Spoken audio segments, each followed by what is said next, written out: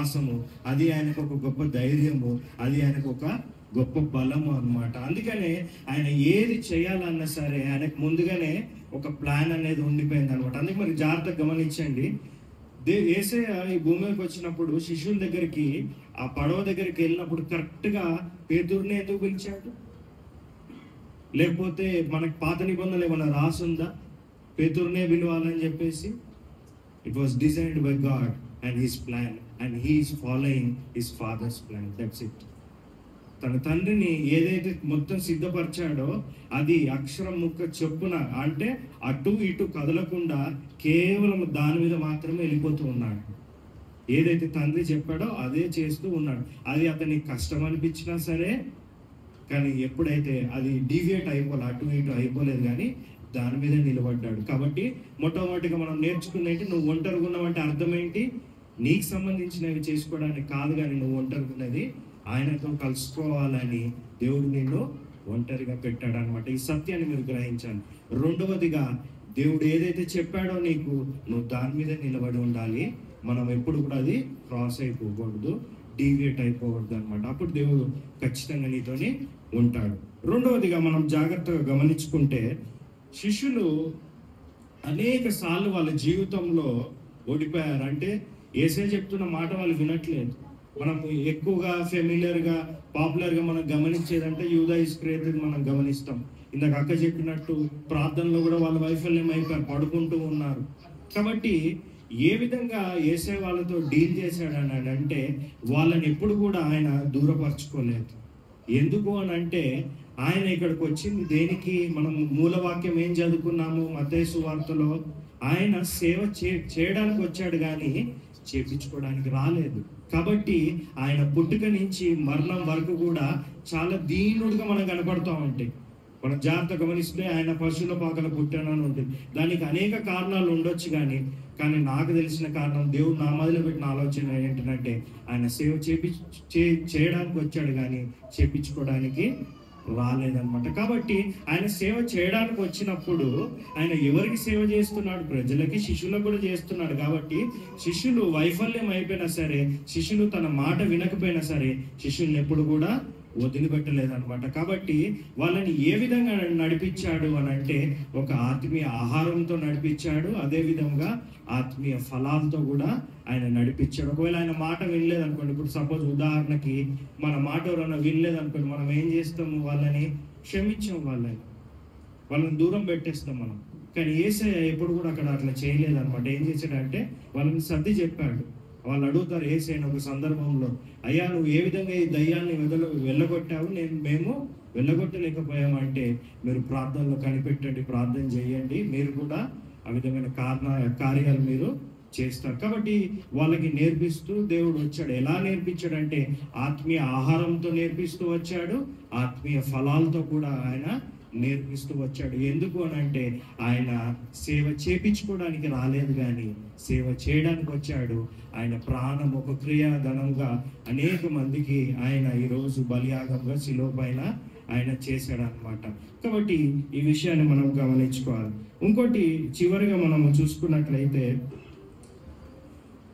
ఎప్పుడైతే దేవుడు శిష్యుల్ని వాళ్ళు తప్పు చేసినా సరే వదిలిపెట్టలేదు, దీని నుంచి మన జీవితంలో మనం ఏం నేర్చుకోవాలని అంటే, గుర్తుపెట్టుకోండి, నా దగ్గర చాలా యూత్ మెంబర్స్ ఉంటారు, స్టూడెంట్స్ ఉంటారు.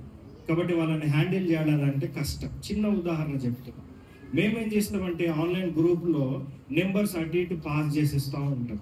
కాబట్టి అమ్మాయిలది అబ్బాయిలకి, అబ్బాయిలది అమ్మాయిలకి. కొన్నిసార్లు ఏం జరుగుతుందంటే, సాతానుడు వాళ్ళల్లో దూరి తప్పుడుగా ప్రవర్తిస్తూ ఉంటారు. ఇక్కడ దేవుడి కార్యానికి వస్తే అక్కడ వాళ్ళు ఇంకొక విధమైన తప్పుడు మార్గాలలోకి వెళ్ళిపోతూ ఉంటారు. అయితే నాకున్న లీడర్స్ నా దగ్గర తీసుకొచ్చి, సార్ ఈ విధంగా జరుగుతుందని అంటే, రీసెంట్గా 2 years బ్యాక్ మహారాష్ట్ర నుంచి ఒక సిస్టర్ ఏం చేసిందంటే, వేరే అబ్బాయితో ఆ నెంబర్ దేవుని పనిలో ప్రార్థనలో ఉండాల్సింది, ఆమె ఏమో తప్పుడు మార్గంలోకి వెళ్ళిపోతూ ఉందన్నమాట.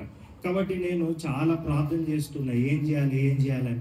దేవుడు అప్పుడు నా మొదలుపెట్టిన ఆలోచన ఏంటంటే, ఎట్టి పరిస్థితిలో కూడా ఆమెను నువ్వు వదిలిపెట్టకూడదు, ఆమెను దూరపరచొద్దు, ఆమెకి సర్ది చెప్పు, ఈ విధంగా చేయొద్దు, ఆమెకు ఒక ఛాన్స్ ఆమెకి ఇవ్వు. నేను నిన్ను ఏ విధంగా అయితే క్షమించాను, నువ్వు కూడా అదే విధంగా ఆమెని క్షమించు. ఎందుకు అని అంటే, if you don't open door to them in your life, the devil will open door to them. నువ్వు కనుక వాళ్ళకి స్థానం ఇవ్వలేదనుకోండి, వాళ్ళకి సర్ది చెప్పలేదనుకోండి, ఒకవేళ మీ ఇంట్లోనే ఉండొచ్చు, మీ పిల్లలే ఉండొచ్చు, మీకు తెలిసిన వారి బంధువులే ఉండొచ్చు. అరే వాడు తప్పు చేస్తున్నాడు, నా మాట వినట్లేదు, ఇక నాకు విసుగు పుట్టేసింది వాడితో, నాకు వద్దురా బాబా అని వదిలేసినావు అనుకో, నువ్వు వదిలేస్తే ఇంకొకటి రెడీగా ఉన్నాడు పట్టుకోవడానికి, వాడి చేతికి నువ్వే అప్పగించినట్టు అయిపోతుంది. And you are accountable to God for that reason. కాబట్టి మొట్టమొదటిగా ఆయన ఒంటరిగా ఉన్నప్పుడు ఏం చేశాడు? కేవలము తండ్రి మీదే ఆధారపడ్డాడు. దాని నుంచి మనం ఏం నేర్చుకున్నాము? నువ్వు ఒంటరిగా ఉన్నావంటే దానికి అర్థం ఏంటి? నీ పనులు నువ్వు చేసుకోవడానికి కాదు, కానీ ఏ విధంగా అయితే తన తండ్రితో కలిసి ఉండాలని ఆయన ఫస్ట్ ప్రియారిటీ, అంటే మొదటిగా ఆయన ఇచ్చాడు అనమాట దేవుడికి ప్రాధాన్యత. మన జీవితంలో కూడా మనమే అది ఆలోచించుకోవాలి. మనం దేవునికి కానీ దేవుని పనులకు కానీ ఎక్కడ ఇస్తున్నాం? చివరిగా ఇస్తున్నామా, మొట్టమొదటిగా ఇస్తున్నామా?